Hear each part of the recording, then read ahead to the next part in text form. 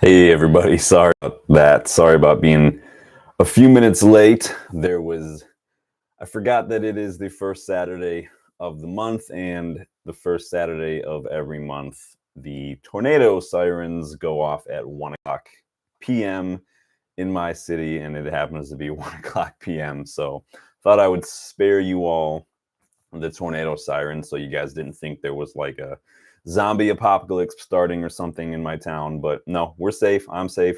We're here. Welcome back to the channel. This is United versus Everybody. I am your host, Sean, and we are here today to preview United's game against Aston Villa tomorrow morning or afternoon, wherever you guys are watching it from. So hit that like button, subscribe. Let's get stuck in as we preview this match, because it's a big match. Manchester United's last few matches have not gone according to plan. We struggled against FC20. We ended the 90 minutes at a lackluster 1-1 draw, and it just didn't feel great, right? Hold on, I'm going to go through my notes here. So after this match is the second international break of the season. A lot of people, a lot of speculation. You and I have talked about it a couple times now. Does Ten Hag need these matches to survive? We dropped the ball against Spurs in a really, really bad way. We really almost messed it up against Porto. Honestly, on the full 90 minutes, you can say we did mess it up. We happened to salvage a 3-3 draw in the dying breath of the game, but it still wasn't a good look, that match. So this is a big match. Aston Villa are not an easy side. We're going to talk about that as well.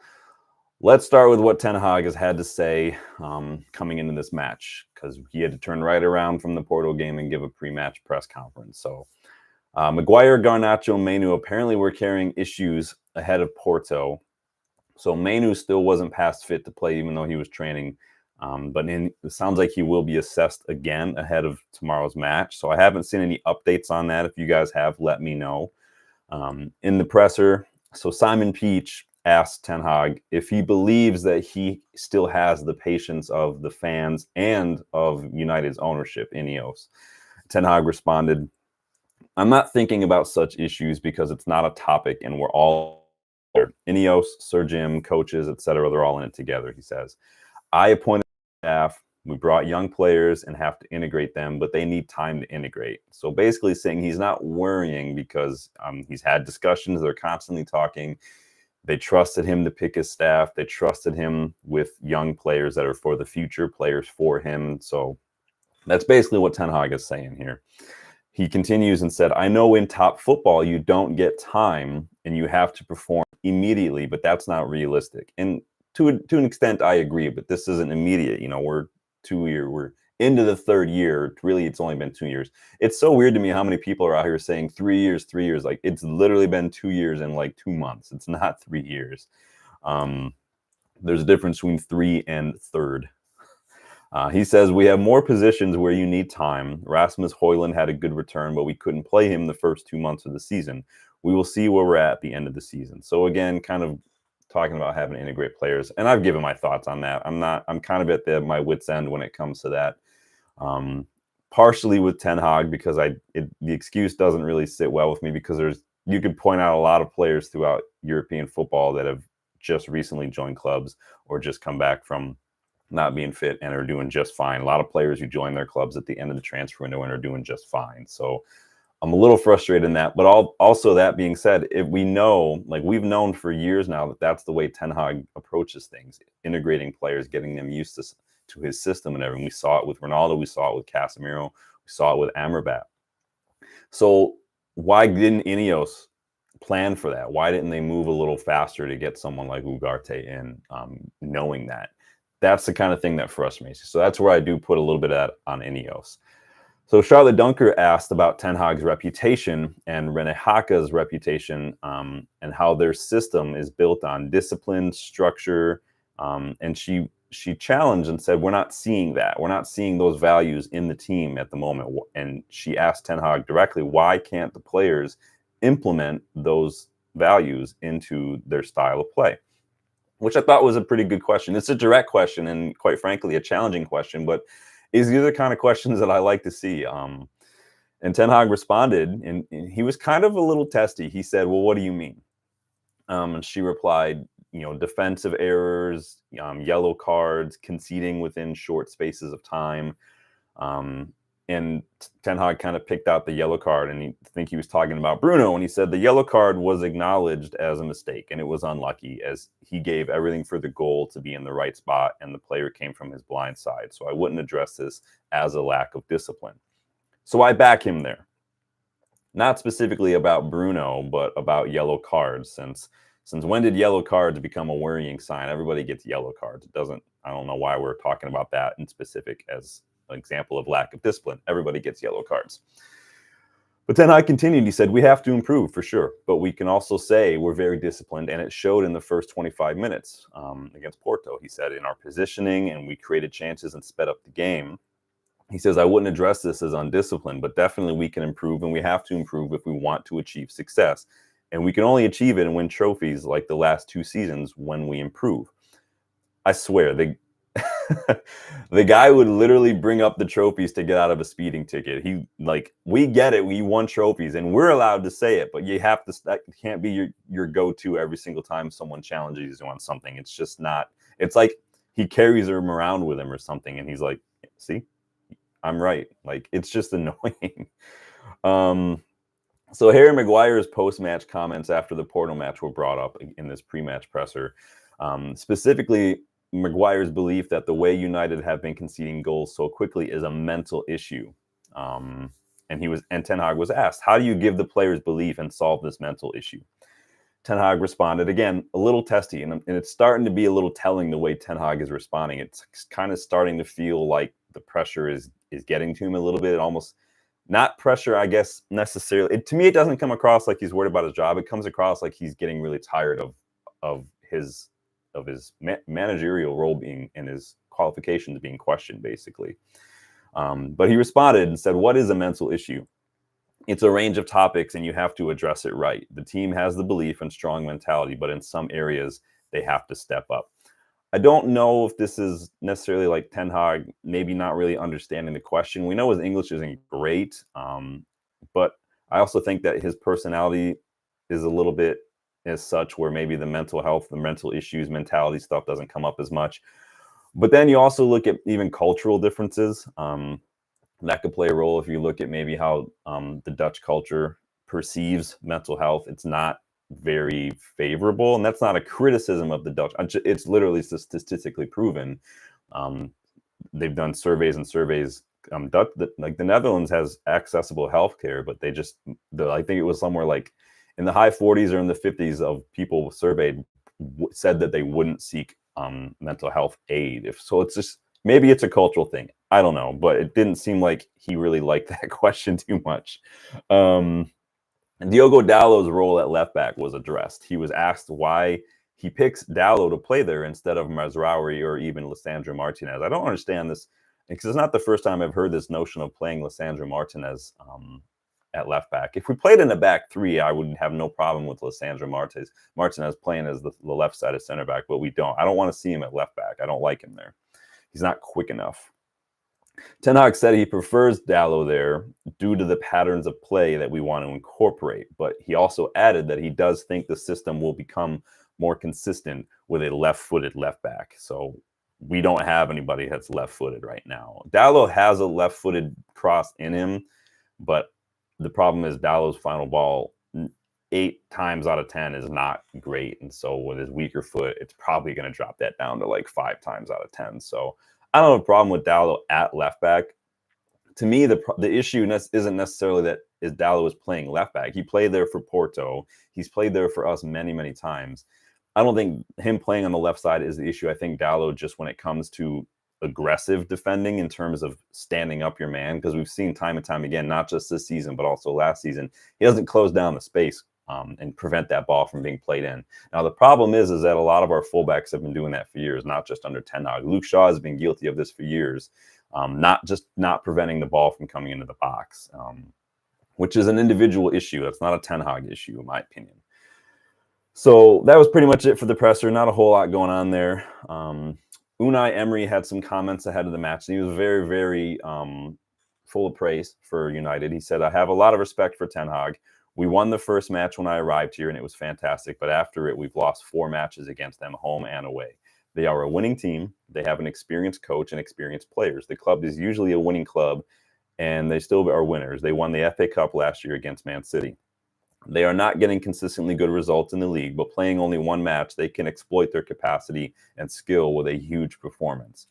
I respect them, and I will prepare the match more than how I prepared for the match against Bayern Munich." Yeah, Aston Villa definitely played a little differently against Bayern, but I mean, but I think that was because Bayern are just much better side than we are. So he's probably gonna, work on the tactics against us, and I wouldn't be surprised if we get outclassed a little bit. But you guys, let me know your thoughts. Don't forget to like that video and subscribe if you haven't done so yet. He says that Manchester United aren't in the Champions League now. They're playing in the Europa League, but they are a team with quality players and a coach, like teams we are facing in the Champions League. On Sunday, we will need the same atmosphere with the supporters in Villa Park like we had on Wednesday. I have no doubt they're going to help and support on Sunday, transmitting their energy and pushing us to get 3 points. Yeah, it is a bit of a bummer that we've got back-to-back away games and Aston Villa have back-to-back home games. It evens out over the course of the year, of course, but in the context of just like this week, it's a lot of travel, and we're facing an intense side after already facing a couple of intense sides. It's really not going to be fun at all. But you guys let me know your thoughts on that. So under Unai Emery, Aston Villa are flying. In fact, I've seen a lot of United fans online begging for us to hire Emery as manager. To be fair, the guy has a ton of Europa League. I pretty much just call him Mr. Europa League. The Europa League is the Unai Emery Cup as far as I'm concerned. And he's turned Villa into a very, very good team. They're very compact defensively. They're very good on the attack. They're good pressing. They have a lot of energy, a lot of intensity. He wouldn't be the worst choice, in my opinion, to replace Ten Hag if that happens at some point. But it's not going to happen mid-season. So we're in a bad spot right now as far as that goes. Villa are currently 5th in the league. They're on 13 points. They have 4 wins, 1 draw, and 1 loss. So Villa usually sit up in like a 4-2-3-1 on paper. But throughout the match, it's going to convert sometimes to a 4-4-2 as they're defending because they want to stay compact. Sometimes it even drops into like a 5-3-2. I've even seen them line up with 6 at sometimes just to make their back line just pretty much impregnable, which is going to be frustrating, but doesn't mean they can't be got at because they sit very, very deep. And so we're going to have a lot of the ball in their half. What that does, though, is it makes us very vulnerable to counterattacks. And we've seen that we are a side who is consistently vulnerable against those counterattacks. And so it doesn't take much to make yourself a little better at that. You leave someone like Ugarte or someone like Adalo or something a little deep, and you just tell your defenders to sit like 5 to 10 yards a little deeper. We don't have to sit them in the opposition half. It doesn't look good for us. Villa are very compact in defense, like I said, very dangerous in transitions. They've got very pacey, very good attackers. I think Leon Bailey might be injured, though. Somebody correct me if I'm wrong there. So Villa also managed the 1-0 win over Bayern Munich this week in the Champions League. And this wasn't necessarily because they outclassed Bayern, because obviously Bayern have a lot better squad, but it's because that Unai Emery is able to be a little bit adaptable, something I wish Ten Hag would do a little bit more frequently. Is he set up a little bit sometimes depending on who you're playing. It doesn't mean that you do that all the time, but if you're clearly going up against a side that's much better than you, sometimes you have to change your tactics a little bit. Like when you play a side who plays a high line, high press, it's okay to switch up and maybe try the counterattack a little bit more frequently. There's nothing wrong with that. And so against Bayern, Villa were happy to sit deep, were happy to hook the ball and for their attackers to run onto. And honestly, it was a kind of a fluke effort that Villa got that goal. The ball didn't come from any great build-up play, any good tactics. It was literally a long-range effort that caught Neuer well off his line by Jean Duran. But also Bayern did play into Villa's tactics a little bit. They were being very, very aggressive, did leave them exposed at the back, did leave them vulnerable to those balls in behind. Something, again, like I said, that we've been guilty of as well. So we really need to watch that. Again, like I said, Villa don't normally play that way. They're playing Bayern. So it's anyone's guess how they're going to set up against us. They probably don't need to take us as seriously as they took Bayern. So Villa do prefer typically to play out from the back. And kind of like what Brighton were doing under De Zerbi, they want you to suck in. They want you to press, and then they're going to play through you or play over you or play around you to kind of take that front line out of the game. and they do it very well. The problem when we're playing against that tactic is that second ball. We need to be able to make that case because Rodgers is causing a lot of problems for a lot of teams right now. He likes to pick up that ball. Even when it's hoofed up long, he somehow always finds a way to grab that second ball. And when Rodgers is on the ball, he causes problems. He's big, he's powerful, he's fast, he's good at carrying the ball. I haven't even looked at his dribble numbers, but I bet they're spectacular. He's been a revelation for them this year. And what he does is he pretty much embodies the way Villa play. Pace, strength, energy. That's their go-to, especially in that midfield area. And so if we're not careful, it's going to be a rinse and repeat of that Spurs match, especially if we play the way we've been playing, where we're just slow, we're languid, we're just not switched on, too casual, too lethargic, too sloppy. We're going to get done. These players need to fix up and wake up when they show up here. So how do we stand a chance against the Villa side, who are riding high after beating Bayern Munich? They have a very energetic squad, and they're going into this, quite frankly, as favorites. Well, I think the right side of their defense, so our left side, is going to be vulnerable. They've got Konza playing there right now, and Konza's not a right back. Konza's a center back. Against Ipswich, they just recently played. Clark and Delap caused Villa all sorts of problems down that side, and I think that Rashford can do the same. Rashford's in a very good run of form, and I think that because Konza's a CB, because he's not used to that position, and because we've already seen that Villa are vulnerable on that side, I think they can be got at by a forward who's got pace and a bit of trickery, which Rashford has shown in recent weeks. Hopefully Ten Hag just keeps him on the pitch and doesn't sub him at halftime, the idiot.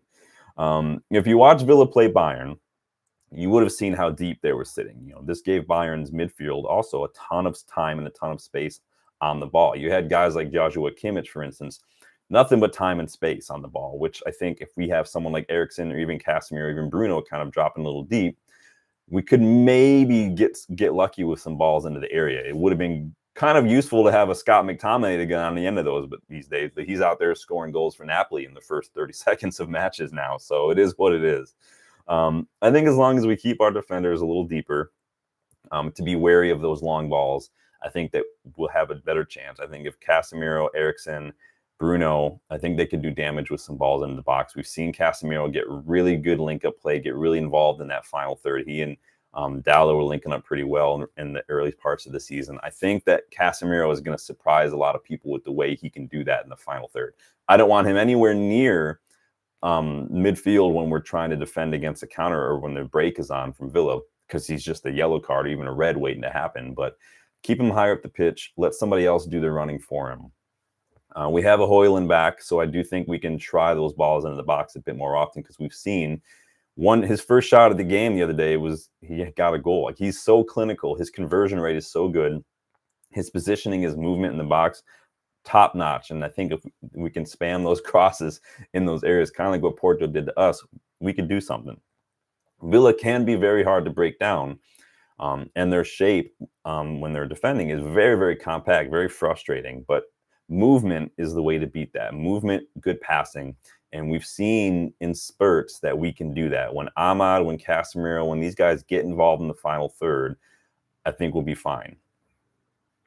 I don't think, honestly, though, this is going to be the game for Lisandro Martinez. Unfortunately, I don't think he's bad. He's been poorer. He's been worse than we've seen. I just think that it's almost unnecessary to have him. And I think that because Villa are going to play some of those counters, going to play those long balls, I think I'd rather have someone who can go ahead and take care of those very easily. There's no need for him to be playing out from the back, because I don't think Villa are going to press us very frequently. So I do think this is a game you could see Maguire get some physical, maybe De Ligt and Maguire. Who knows? Maybe De Ligt will be rested. Maybe you'll see Evans and Maguire. I don't know, but I don't think that it's not that I don't think that Licha is going to be great. I just don't think that some of what he offers is quite going to be necessary. So I would play Ugarte, I would play Eriksen, I would play Bruno in that midfield, I would play Rashford, I would play Højlund, I would play Ahmad in attack as well. Want to see you guys let me know what you think your starting 11 is going to look like. Let me know your score predictions too. I don't usually do score predictions because it's so arbitrary, but you guys let me know.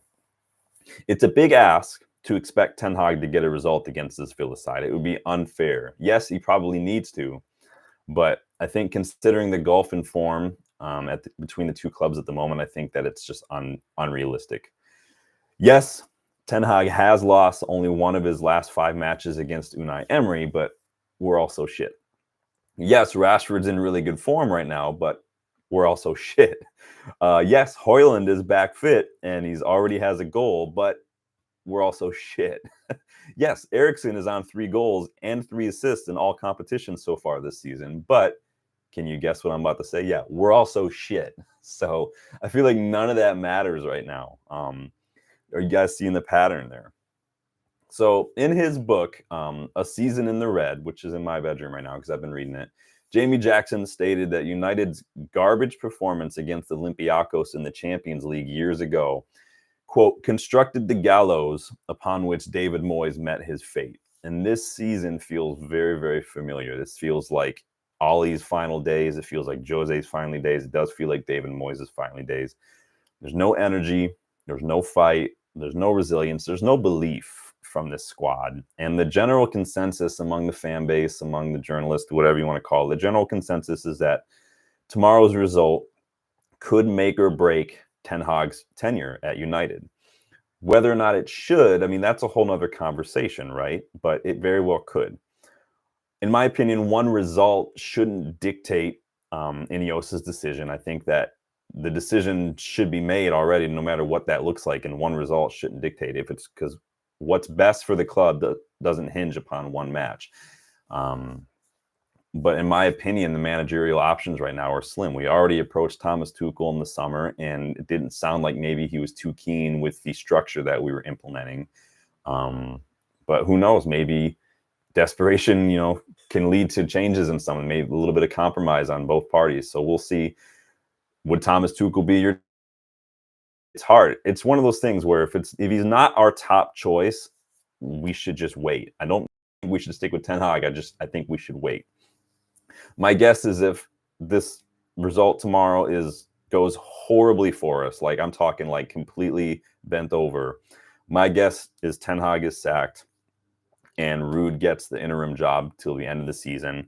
But if that's the case, if that's what happens, we can't give Ruud the permanent job just off of the back of a new manager balance like we did with Ollie. We can't do that. Again, going back to the Tuchel thing, our first choice needs to be our first choice. Ineos need to pick their man and pursue him at any cost, whether that's talking to him now, if he's a free agent, go after him now. But whatever that looks like, whoever Ineos' first choice is, we need to go that way. We need to stick with it. We need to pay whatever we need to pay, whether that's a Xabi Alonso, whether that's a Nagelsmann, whether that's, I don't know, a Carlo. Not like that's going to happen anyway, but I don't know. If Madrid don't win Champions League, Carlo's probably going to get sacked because that's just the way Madrid do things, which a lot of people would like to see United do, but we're just not there right now. So that's a little bit unrealistic. But would you guys take Carlo if Madrid let him go? You guys let me know. I'm still struggling to figure out how to start my United career mode on FC 25. Yes, I did decide to keep it, even though they did release a recent update. We'll see if they release. There's a lot of bugs in that game, so it's going to be a little frustrating. I'm still waiting for the live start to kick in because that's going to do it. I did figure out a way. I found online there is a way you can get Zidane as a manager because he is in the game as a free agent manager. If you guys are interested in doing that, it takes a little bit of patience, and it does take kind of giving up the first year of the game of your career mode, pretty much the first season, but there is a way to do it. And so you guys look around online, I'm sure you can find it. But let me know if you guys are dropping FC 25, and let me know if you guys are doing United career mode. I did it. I did one. I wish there was like an owner mode so I could make all sorts of decisions. So like I could do a live start and with Ruud and then maybe switch to a different manager at the end of the year. I did start one this morning. I made Thomas Tuchel just to see how that looks and see how that goes. So their creation is not great this year either, but that it is what it is. They've added like 3 steps to everything, whereas last year everything was very streamlined. So you guys let me know if you guys are playing FC 25. Like I said, I don't do Ultimate Team. I've never done Ultimate Team. It's strictly just manager career mode, which seems like a bit of a waste of money at times. Maybe I should just start waiting until Black Friday or something, but it is what it is. Let me know your thoughts on the match. What the managerial situation is going to turn out to be is anyone's guess at this point. I would bet money, though, that if Ten Hag were to be sacked, he could very easily rock up at Dortmund next week and start managing, because they are not doing great. I haven't even checked the score, so sorry. I've got the Newcastle-Everton match on my phone going right now. Let me go check the score of that Dortmund match and see, because last time I checked, they were losing, and they are struggling this season under Nuri Sahin. And I would not be surprised. What was the score? Let me check. Oh yeah, they lost 2-1 to Hertha Berlin, or Union Berlin. So they are sitting in 7th. And in the Bundesliga, that's not great. It's one thing to be like that in like the Premier League these days, because there's so many good sides, there's so many good managers. But in the Bundesliga, it's really been a 2-horse race for the last years. Leverkusen came in last year and did something. Leverkusen are in 5th right now, but Dortmund down in 7th. 3 wins, 2 losses, and 1 draw. Ten Hag could easily walk into Dortmund tomorrow if he gets sacked and take over. But this is football, right? It's revolving doors everywhere you look. So let me know who you would hire. Oh, what we got here? Ziad, welcome to the channel, bud. Would lose if it meant getting this clown win. Oh, no. Are you one of those people who wants us to lose just so you can see Ten Hag go? Ten Hag.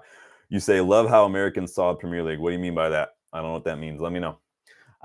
It's always been interesting to me, the fans who want us to lose because it gets a manager sacked. Like, it's always interesting to me. Like, my brain can't comprehend that kind of thing. I want us to win. I want to see us get points. I want us to win trophies. Like, there are people who wanted Ten Hag gone after Coventry last season. They keep going out. You saved by a toenail, saved by a toenail. Yeah, well, we also beat Liverpool to get to that match, and we also beat City, and we dominated City in the final. Like, Ten Hag deserved to win that FA Cup. We played hard teams to get there, and we dominated City.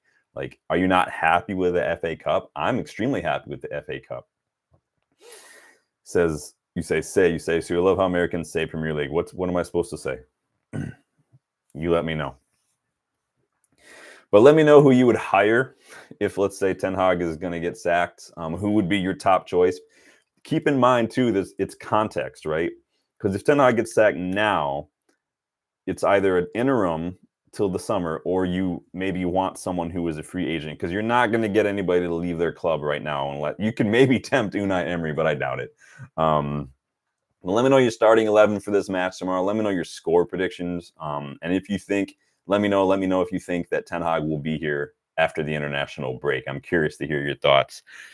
Ziad, welcome back, bud. Says, because we're going to keep losing games under this fraud anyway. Short-term pain, long-term gain. It is, but it's still pain. And so it's hard. It's difficult. And I'm not saying anybody's right or wrong. Like I said, it's just hard for me to understand that thought, because at the end of the day, I want us to win matches. I'll celebrate winning. And at the end of the day, like I've said many times on the channel, there's 2 things. To me, it's not a matter of Ten Hag in or Ten Hag out. He's going to make his choices like he's been making. Some of the subs are questionable and things like that. Taking Rashford off the other day, that was a mistake in my opinion. Ten Hag's going to decide his own fate either way. There's no point in arguing Ten Hag in or Ten Hag out anymore. It just is what it is. I'm not Ten Hag out or anything. I want Ten Hag to improve. I want him to start getting better. I'm tired of the same excuses that we need to integrate stuff. But at the end of the day, it is what it is. I don't see how he necessarily survives some of these results. And so it's not that I want him gone. It's just that I don't see how he stays. Ziad says, a dream Emery, but realistic FFP means Tuchel. Well, FFP is going to hurt us, because sacking Ten Hag is going to cost us more than 17 million pounds, I believe. So that's going to hurt us in the long term. The question is, let's say Tuchel does come in. Tuchel didn't want Mazraoui. He didn't want De Ligt. And so now we've got a couple players that he didn't want that we just spent nearly 50, 60 million on. So what does that mean for those players? That's going to hurt us FFP wise. Well, if Tuchel comes in and is like, well, I still don't want these 2. So what am I supposed to do there?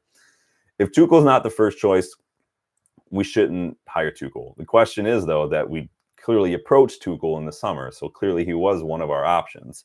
Sounds like maybe he is first choice. My problem with Tuchel, and you can go back and watch my older videos when I did a breakdown of some of these managers that we were linked to last spring. One of my bigger videos was on Thomas Tuchel. Tuchel does very well. People like to say Tuchel doesn't integrate youth. He does integrate youth. Pavlovic, Musiala, Matthias Tell, he integrates young players. He has shown that, and he does that. Tuchel does win things. People say, well, Bayern didn't win the league last season for the first time in a decade. Bayern did better in the league points-wise last year than they did the year before. And so they improved. The problem is how do you stop a Leverkusen side who were just going undefeated in all competitions? It's like impossible. Leverkusen literally had to go undefeated, had to do an invincible just to get the league over the line. So I don't fault Tuchel. My biggest issue with Tuchel, though, is the fact that he always seems to have issues with the higher ups at all these clubs. He doesn't really want to get too involved in a lot of stuff. He'd rather just manage and have a say in transfers. But whenever he's kind of pushed, whenever he doesn't get what he wants, he kind of throws a fit. At PSG, he wanted a defender. He wasn't given a defender. He was given Danilo Pereira. And to throw a fit about it, he played Danilo Pereira at center back. That's the kind of guy Tuchel is when he doesn't get his way, which I don't really like. What's the point of doing that? He'll only last a couple of years at United before that kind of stuff happens again. And so I'm just like, do we want to build? Do we want, like, it's hard. It's very hard. Ziad says, Onana, Dalot, De Ligt, Martinez, Mazraoui, Ugarte, Eriksen, Bruno, and Højlund, Rashi. You think we're going to win? I don't think we're going to win. I don't have a specific number for score prediction, but I would say we'll probably get a goal, but I don't think we're gonna win. I would say 2-1 Villa if I had to guess right now, but that's just me being. I think it's me being realistic, but it is what it is. Ziad says we can't afford to write off the season. We can't afford to write off the season, but we also financially can't afford to just hire anybody because we're not happy with Ten Hag. That's why I said Ruud actually is a good manager. The problem with Ruud is that he's not a very experienced manager. And so I would not want Ruud to get the job full time. So it just depends. If our like I said a couple times now, if our top choice of a manager is not available right now, then we should wait until the summer to target who we want, or we should start talking to that person now and get that locked up for the summer. Otherwise, we're going to be in the same boat. It is what it is. Ziad says, yeah, but the average lifespan post-Fergie as United manager is 2 years. Yeah, because we've been doing things wrong. That's not the right way to do things. And if you really want to deep it, there's more evidence to suggest all throughout the Premier League, even if you want to say that there's more evidence to suggest that sticking through a manager through hard times and planning long-term is better. Fergie did not win anything for several years. It took him 13 years to win the Premier League. It took him 4 years to do anything really of note. Arteta has won fuck all since he started. He got an FA Cup in his first half a season or whatever with Unai Emery's players and hasn't done anything since. Guardiola has been here 9 years, didn't win anything his first season. Klopp took 4 years to win anything before he got Liverpool. Ten Hag has already won more in 2 years than Klopp did. He won more in his first season than Guardiola did. He's won more than Unai Emery has. It sounds like I'm trying to save Ten Hag. I'm just pointing out the context here. So because we've sacked managers every couple years, that to me is not a positive. That's a negative. That's like something if you were teaching a course on how to run a football club, that would be the chapter on what not to do at a football club because it doesn't hurt. And if you look, there's a book behind me called Edge. I don't know if you can see it. There's a whole chapter in there on what's called team cohesion. And in that chapter, there's a former rugby player who did a study of 9 sports across 30 years.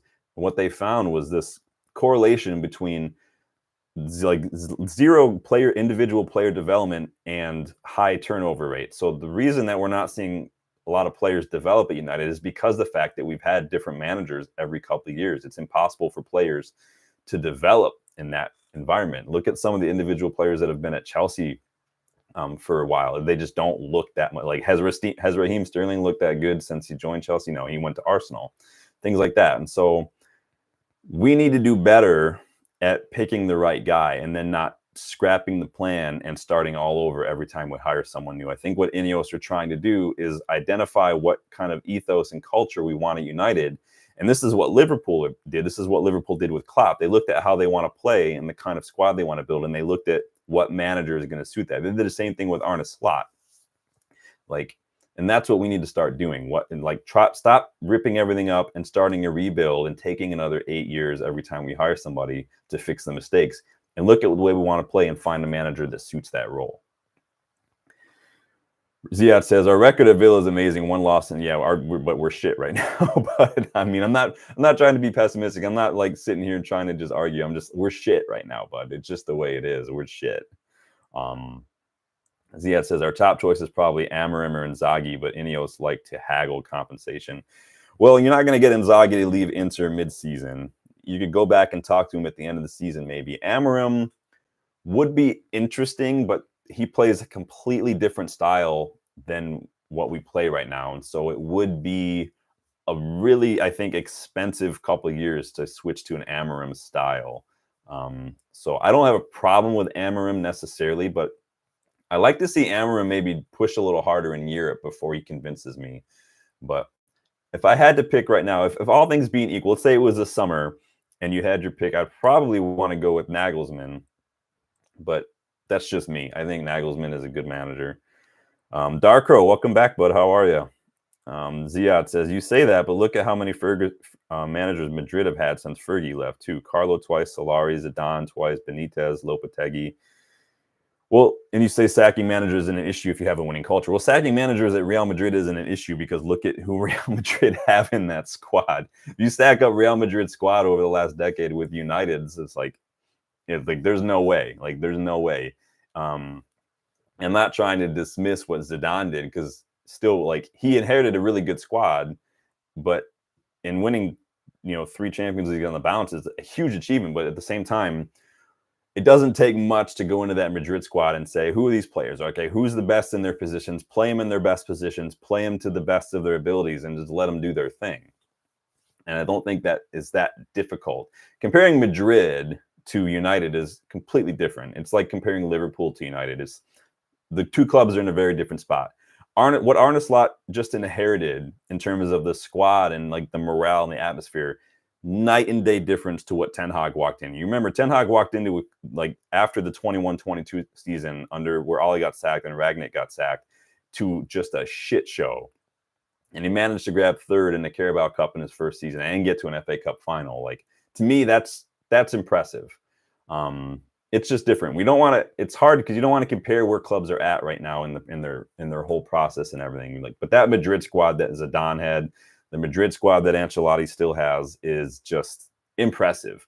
I think that they could stand to grab a few defenders, but I think that anybody would dream of inheriting that squad and what they could do with that. Darko says, would you take a point tomorrow? I would take 3 points tomorrow. Why would I not want us to win? I want us to win matches. We need points on the board. It's still early enough in the season to where like a couple of good results for us and a couple of other teams having bad results could see us jump up the table by like 6 spaces. And so the season's not good. There's still a lot of football left to play this season. I think that something's got to change. Ten Hag got to make better team selection, better substitutions for sure. And these players need to switch on. These players have not been showing up this last couple weeks, and it's really, really frustrating. There's no excuse for just not running. They're jogging. They're pulling out of challenges. They're sloppy passing. They're switching off in defense. No one's closing people down. There's zero intensity, and it's really getting on my nerves. Yeah, it says even Barca, Koeman, Xavi, Seti, and Enrique. But I really like Luis Enrique. I think Enrique is a really underrated manager. PSG don't look too great, but it is what it is. I wouldn't go anywhere near Barcelona if I were a manager. That place is in so many ways worse off than we are, but it's still Barca, so it is right now. But they just, again, Barcelona have a really good squad. I mean, Lewandowski is still an amazing striker. They have really good players in that squad. And so I think that, it's just, again, it's comparing apples to oranges right now. And so I hear where you're coming from. I think that, again, it's kind of what I said on another video where there are a lot of fans who were like looking at that standard, the Real Madrids, the Barcelonas, and saying like, see, they wouldn't put up with this. They would sack. We're not there yet. We're not at that place right now. And a lot of that has nothing to do with Ten Hag and more to do with what's been going on at the club for the last 10 years. It started with appointing David Moyes. And every decision that the higher ups have made since then has been the wrong decision. We have a new owners now, a new structure in place. We'll see how they handle this. This is a big, important decision for them. And they already made a decision in the spring, in the summer, when they decided to give Ten Hag an extension. But we know they were talking to other people. So it's going to be interesting to see how they kind of flip on that. But a lot of like, point me out another club, Ziad, that's been run the way we have in 10 years in terms of this, the people who were in charge, the people who make the decisions. I mean, we had a guy, I forget who it was, if it was Woodward, Arnold, or Murtaugh. We went to go talk to Achraf Hakimi, and whoever we sent to go talk to him did not know his name, did not know who he was. But these are the people for the last 10 years who have been making the most important decisions at this club. And these are the people who said, Pogba, you can leave for free. Pogba, we want you back for a world record fee. Pogba, you can leave for free again. These are the people who put us in this financial mess right now. Pogba was 90 some odd million just gone that we will never see again. Like, stuff like that is exactly why we're in the place we're in right now. And I'm not trying to just do a Gary Neville and blame everything on the Glazers. I'm speaking the context right now. That's exactly what's happening.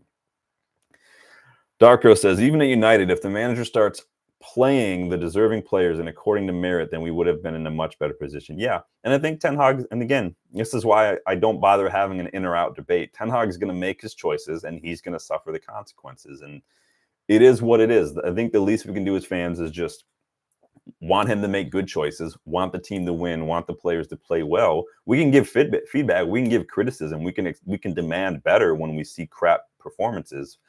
But it's like, if you have a family member who's, you know, who makes mistakes, or a friend, do you just give up on them, or do you support them still?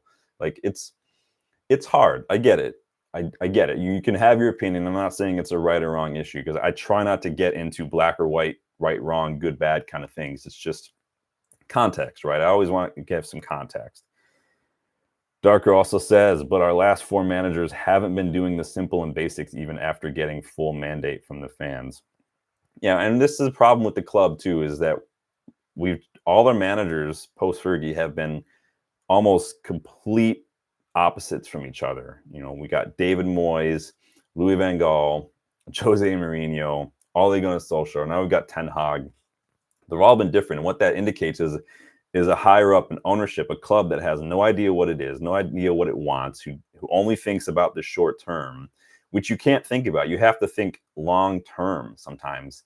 And I don't have a problem, Ziad, like you said earlier, I don't have a problem with short-term pain for long-term gain in some instances. To an extent, I agree with you in some cases, but I think that if it's the best choice, but it's hard for me just to want us to lose. I can't. This is why I don't do fantasy sports, because I can't do fantasy sports, have an opposition player on my fantasy team and want him to do well so I get fantasy points if they're playing against United. Like, I don't care. At the end of the day, if I did fantasy sports, I would probably just pick an 11 of United players and want them all to do well.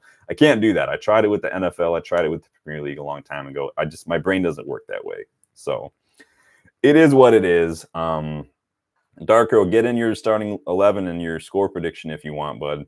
I think that I don't think I want to see, like I said, Lissandro in this match, just because I think the way Villa are probably going to play, I think I'd want us to take care of those counter balls, and I think I'd want us to take care of the long balls and match that physicality.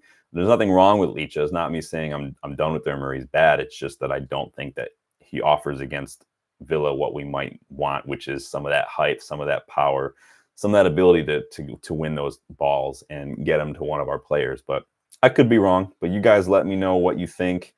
Get in your thoughts. Get in your predictions. Ziad, welcome to the channel, bud. This channel is built on fan opinion. This is built on you guys. You guys help it grow. You guys are getting us on the road to 2K. Get involved, and that helps you get involved in the giveaways. We will be doing some more giveaways, especially when we hit the 2K mark. So like the video, subscribe to the channel if you haven't yet, and I will be back probably Monday with my reaction and my 3 thoughts on the match, just because I'm going to be watching the game at Loaded Dice Brewery tomorrow morning, and then we've got a lot going on. It is my anniversary weekend, so I'm trying to spend some time with the wife. So get your thoughts in. Darko says, I'm going for a draw. I can't predict the scoreline. All I want to see is a double pivot of 2 CDMs. I don't want to see Bruno play. Also, I don't want you don't want Rashford to play. Villa are very vulnerable down their right side, especially with Konza. So I think that it could be a good game for Rashford, but you never know. Darko says, "Happy anniversary, advance." Yeah, it actually my anniversary is actually today, but just so much going on. So we went out to dinner last night, and then we're just trying to spend a little more time together this weekend. Probably go on a hike or something later. But thank you, appreciate that. Been married 11 years, if you can believe that. That's crazy. That is really crazy. So almost that's like more than a quarter of my life so far.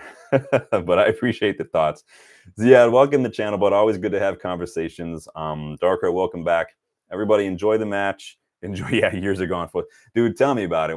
So I play soccer all the time. I've been playing since I was a little kid, but like I feel like in the last 10 years it's been a whirlwind. When I turned 30, I started getting my first kind of injuries, and now that I'm 39 and stuff, it's like I can feel it. I feel like I don't feel like fat. I just feel heavier sometimes. Like I went from being made of like wood to being made of like cement. Sometimes it's so weird, but yeah, the years do go by. It's like you hit a certain age and it's like a roller coaster. Then they start going by super, super fast. Like I don't know where the last year went, but a few months getting involved with the channel, getting involved with you guys, getting new you guys. So I do appreciate all the engagement, all the growth you guys have helped with. So keep it up.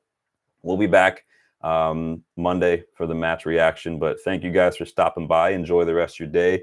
Enjoy the match wherever you're watching it from. And let's hope for 3 points. And let's hope that we get a win. And let's hope we can go into this international break on a positive. Otherwise, we might be back sooner with a very different type of video. So take it easy, guys. Talk to you later. Later.